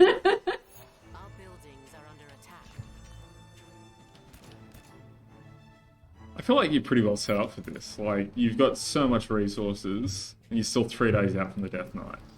Yeah, I don't think I've been building up enough, though. We'll see. Triage 10's a lot more viable as well with this update. From the patch notes, I know James, our designer working on survival, has definitely made it a lot more useful. Yep. For those that, have them on the front lines, they're going to at least regen armor now as well. And I think the regen speed and rate is a lot quicker. So if you're really kind of struggling on that Death Knight, strongly recommend putting him down. Yeah, we really, I think over the last 2 survival updates, it's something that we've been slowly trying to improve. Because, when we first put them out, they didn't quite hit the things that we wanted to. So yeah, I think finding any sort of room to make them better is fantastic. And I think they've done it now. That was actually one of the other ones that I remember early on. We played around with how we could implement sort of a healing sort of thing. I think there was talks of it being a slow-moving cart at one point where it just go between front lines. Yeah. I think people have asked for that now as well. They're like, oh, we should have a triage stand that you could, like, drive around. I'm like, damn it, that would have been cool. Yeah, it's tough. And I guess, with the balancing, not just for the buildings, but also for the units as well, is that something that you'll continuously work on up until 1.0? Or do you think there's a certain point where, you'll just be, happy with everything and that'll be sort of it? Or is it just going to be a continuous iterative process? Yeah, games are never perfect. They're just finished. There will be a point where we'll have to stop, but I do think that we're going to be working towards just making it as clean as possible during that quality of life period up to 1.0. I do also predict that when multiplayer, comes closer, there'll probably be some things that we need to look out for there in terms of balancing, because multiplayer it's complex. In the same way that we had to do with campaign, we'll have to keep an eye out for balancing and stuff like that. So yeah. Fine-tuning is definitely not done yet. Yeah. I think, while I'm not a designer, and I wouldn't try and speak for him, I don't think we're going to leave anything in a state of, this is obviously broken. Especially while we're still working on adding new content to the game. Murray's called out multiplayer, we still have that final hero, and people are looking at, there's this faction, this other faction in the campaign. If that was ever a thing that we eventually go down the line of, we will want to make sure that everything is a viable option that you can play within your toolkit. And I know there's also been some talk about whether, there would be perhaps new nightmares added to the game. Is that something that you're looking into, or, have you sort of considered adding in a new nightmare just to make it extra challenging? Yeah, I think there's a well-known flaw at the moment where at a certain point in the Death Knights, for the more experienced players, it becomes quite tedious where you're just kind of doing the same thing. And this is something that we're aware of, but we'd love, if we had the opportunity to do a new nightmare, it would be something that would tackle that. Something that can help put a twist in the gameplay during that point. So yeah, we definitely want to. At least one more. Yep. I think purely from a prioritization standpoint, because I'm that big bad guy doing that. It's literally at this point we want to get campaign and that next hero out. So definitely Nightmare is a massive value add. It affects every faction in survival. It forces players to play different. There's a lot of value there. Our current high priority focus is finishing the campaign and not leaving you on that cliffhanger, and hopefully sharing the course hero with you pretty soon. Yeah, absolutely. We actually have Edwin Everard in the Twitch chat. He has come on. He wants to know if there are any plans to put an interlocker device on Merek's mouth to avoid him taking a drink. I think he might need it if he makes it out of Act 1 and 2 safely. Look, if no spoilers. If we're saying Edwin's got to deal with his trauma, I think somehow they've got to get therapy as a thing within Erodar, as well as alongside that therapy. buddy cop. Buddy cop. That'd be fun. That would be cool. 2 ex-order knights on the road together. It'd be awesome. I feel like we had a missed opportunity for the two order knights raising a teenage girl together. There's a sitcom. 2.5 order knights. I like it. Someone Netflix, wanted where are to know what was the inspiration behind the game? Not necessarily campaign, but just the survival mode as well. There was one moment, so it's that episode in Game of Thrones where Winterfell's about to be taken by the White Walkers. I think that was probably the biggest inspiration. It was just that moment of like, we're done for. Yeah. Surrounded, you can't beat this. You're the last hope. It's this tiny little thing that can't make it, and somehow they're gonna have to do it. I think there was something really impactful in that, where, as a concept, as like you're the last bastion of humanity, fighting off something that seems unbeatable. That I think that was the moment, the biggest piece of it. Yeah, and I definitely think you feel that as well. With the Death Knights, when you see all those thousands of enemies coming towards you, you really do have that impending doom really sort of looming over you when you're playing the game. Which gives you a bit of anxiety, but also really sort of like makes you pay attention and hopefully win a Death Knight. Hopefully being the key word. Hopefully not streaming when you do. I think alongside that, like, we all play other games as well. We're all gamers outside of just Age of Darkness, and you look at other roguelikes or RTS games and think, hey, this would be cool if we did that. And I know even yourself, Mario, you've come in and gone, oh, I was playing this. What if we tried something like this? Yeah. And we've got an incredibly talented team. That's often a reality. We can at least whip something up and just try it out. See, is this fun? Yeah. Does it work? And then if it doesn't, no harm, no foul.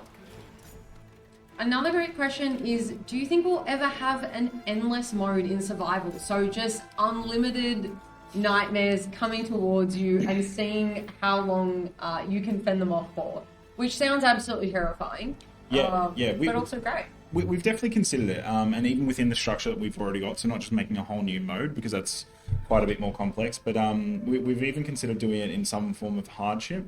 I don't think we can promise anything yet, just because we'd have to look into it. We'd have to look in to see how plausible it is within the system. If we were able to do it within like a hardship, for example, you play the game and then you beat the final stand, and then that's when it starts, and now it's never ending. I think that could probably be manageable, but yeah, it would just be a question of time versus value versus fixing problems in the game or improving other things.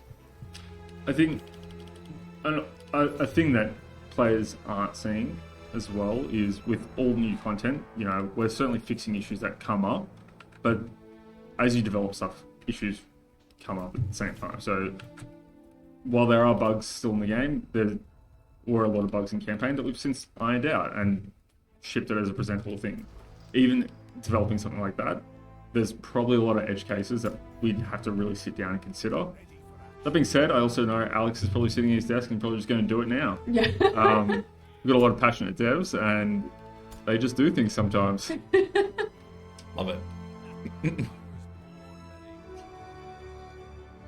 So another little comment was snowy terrain would look great, which I'm sure we can all agree it really would. But is there any, you know, ideas behind perhaps new environmental maps, you know, a change of scenery, or, you know, is it going to be just purely set in the world that we see now? This was definitely discussed alongside that earlier comment about, you know, going further out, having less resources that you can kind of gather. It's definitely something that, you know, the team is interested in trying out. As you can see, the art looks fantastic. That in and of itself is kind of an art-heavy task. Keep asking for it, is all I can say. I know we have a few people really keen for it, so I can't guarantee anything, but I'd love to see it.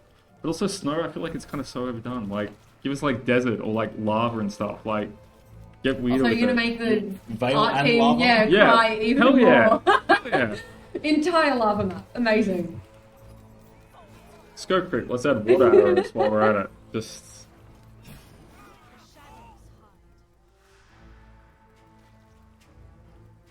So I know we had a couple more people ask about multiplayer, and I guess what type of mode we're looking into. Is it going to be co-op or PvP? Are there any ideas around that at the moment? Yeah, I think we have confirmed like we're looking into co-op as a feature for that multiplayer aspect. That does still present difficulties with that, you know. Some people are really fantastic at the game, some people are really not fantastic. Not to name names, but me. I died in the campaign, so it's okay. So a lot of it's going to come down to kind of balancing, you know, nightmares and how difficulty works within the existing survival game for that co-op. Because essentially you could have that one person just carry you, which I'm not going to complain about that personally. Yeah, no, I will definitely need someone to carry me. But I don't want to get on another live stream and have Ken or Johan go, guys, what the hell? This is even easier now. So yeah, it's a lot of stuff like that, as well as even, you know, how would blessings and malices interact? Like, do people get the same ones? Do they get different ones? It's not just an easy, oh yeah, like just take co-op and add another player. And RTSs are hard. Like, there's a reason why like they are billions don't have multiplayer. Like, it's an incredibly hard task that I don't even understand, but I know the engineers that are really, really smart that have done things that other engineers can't do, still haven't solved, you know, multiplayer 100%. So it's tough. It's a really challenging thing. Yeah, I think as well, like, especially if you've got one player that can kind of beat the game with 60 to 70,000 units on screen, or, you know, that's kind of where we're trying to keep performance at, so most people can kind of run the game anyway. Like, cool. And keep your questions coming through as well. They've all been really awesome, and you know, we love picking Mario's brain as well.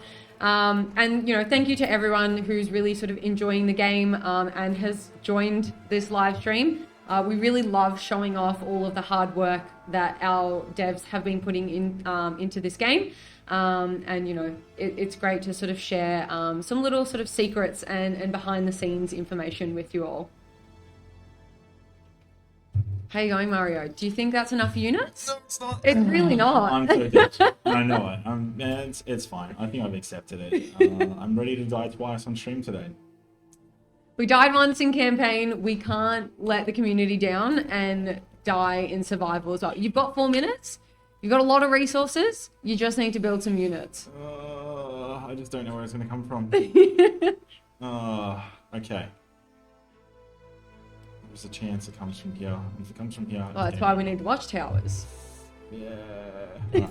Alright, it's fine. We're just gonna make it. As soon as the countdown timer starts, it's always the time for panic, when you're just stressing out about where the nightmares are going to come from. Alright, let's get our gang over there.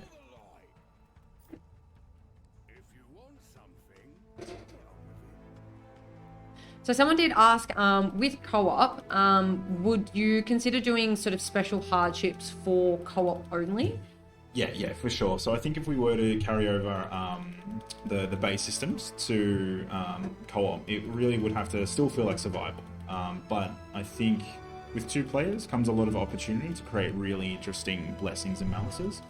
That's not saying that we just get rid of all the old ones and bring in only new ones, but we'd probably have a hybrid, or we could potentially edit them. Yeah, for it.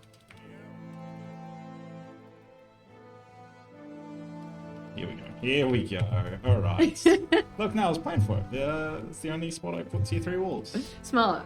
So you knew all along. Of course. Of course. This is all going to plan. So another great question is, are the maps RNG or are they fixed design? For survival? Yeah. Yeah. So it is RNG. We've got some really good procedural generation tools that we use. I think we've actually had some tweaks to them for 0.9 as well. I think they've been changed a little bit. So your maps actually will play slightly different to what they have in the past. But yeah, it's just a series of procedural generation that we play with to get what you're experiencing. I admittedly am one of those players that when I start a game, if I don't like the look of my base, I will absolutely start again and try and get a good map. Yeah, I'm definitely the total opposite, and maybe I'm just a masochist, but it's probably just because you're a better player. It's crazy because I'll just play and I'll be like, oh cool, I'm like ready to adapt, ready to survive, and yeah, I probably should pull out a bit earlier if it's not looking good. Well, look, you've got 2 minutes till this Death Knight, and I reckon you might be able to survive it. Yeah. There's definitely a bit of a question mark in there. Yeah. Look, I'm not putting money on it.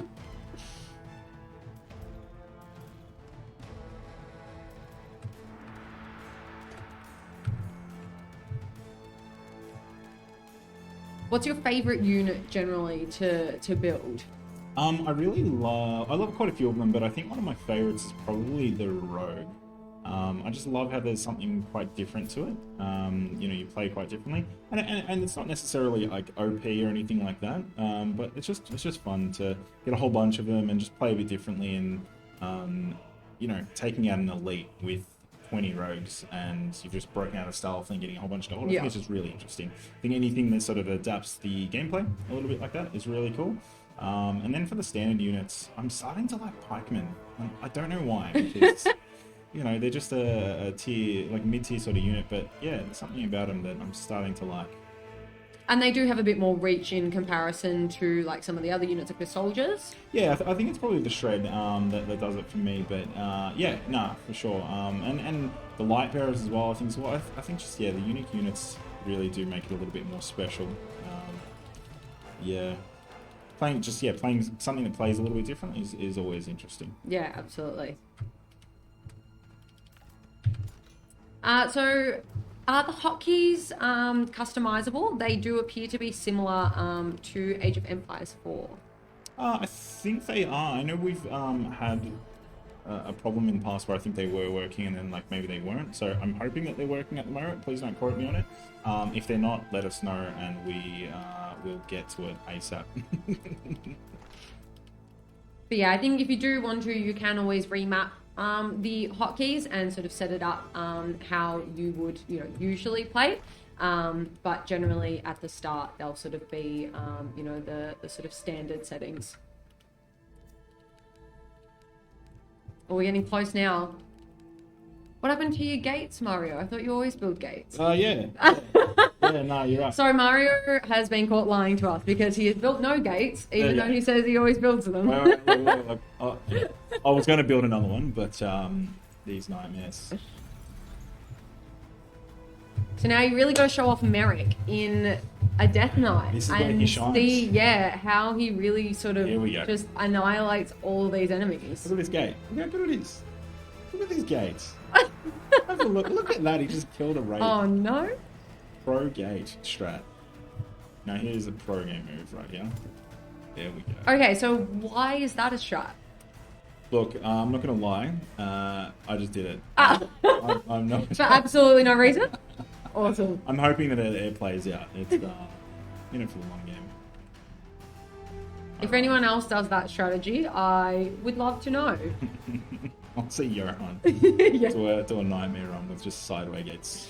We have, had some people as well asking if we'll ever have the ability to put gates on a diagonal rather than just on a straight. Is that something that you've considered, or perhaps are there, some limitations behind that? Yeah, there is limitations. Funny enough, in the initial version of the game, like when it was just, pre-early access, before we even had combat, the gates did go diagonal. We did have the tech to do it quite differently, but it was less grid based at the time, I believe. There was just too many edge cases that made it not fun or sort of frustrating, that we decided to go for the more traditional sort of square approach, the 90-degree angle approach. Yep. And although it's not as aesthetically pleasing as having a diagonal one, I think it was for the greater good. Yeah. I think any changes like that, because like sometimes it's a little bit hard to understand from the player point of view. It's usually a value question. You know, if we did this, is it good? Sure. How much is it going to take for us to do it, and at what cost? What can we not get in now if we do that? And that's usually where it lands. Yeah, absolutely. Well, they're coming for you. All right, let's get Big Boy in.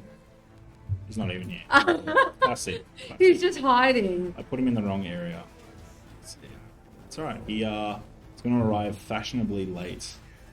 I'd love to know, I guess, what people do.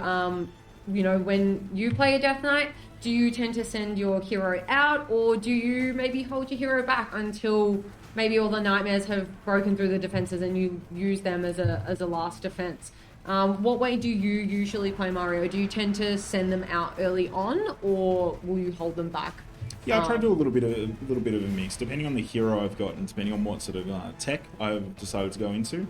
In this case, I've just gone, heavy sort of defenses and a whole bunch of range units with a small amount of backup of AOE.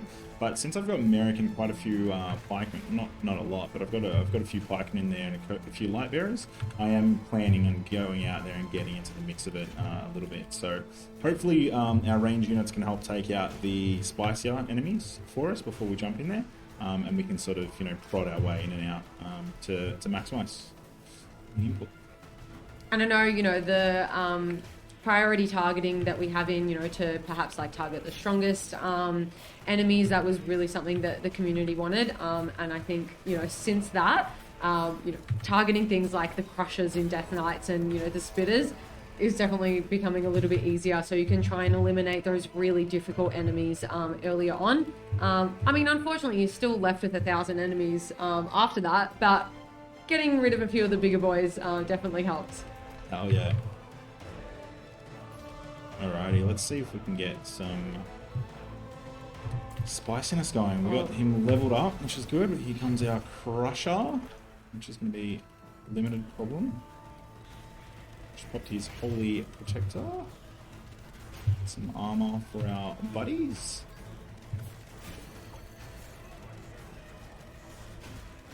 And how did you balance Merek, being a tank but also a support unit? Because he is quite sort of, unique in that fact that he is able to, help units, gain a bit more armor, but he is still really a, aggressive tanky hero. Yeah, it's like all other heroes, right? Where we just tweak things to the point where they feel good. But in his case, I think it was really a balance of making sure that he feels heavy and he doesn't feel too strong. But you'll notice that like in these early levels, he's a little bit weaker than some of the other heroes. He's got quite a lot of damage in his hits, but his DPS isn't too crazy. And then because he's a bit slower and stuff, he feels less responsive than something like Aelus or Cyrus. And it sort of just all comes together to make sure that he feels like the role that we're trying to create there. Yeah, that's pretty much the approach. I reckon you've got this. Although I'm worried is this does bring back armor now, right? Yeah. But he's in combat. Yeah. Okay. We're getting pushed. I think we're gonna need more AOE, to be honest. Yeah, I am definitely a big fan of the Ballista Towers. I always try and build as many as I can.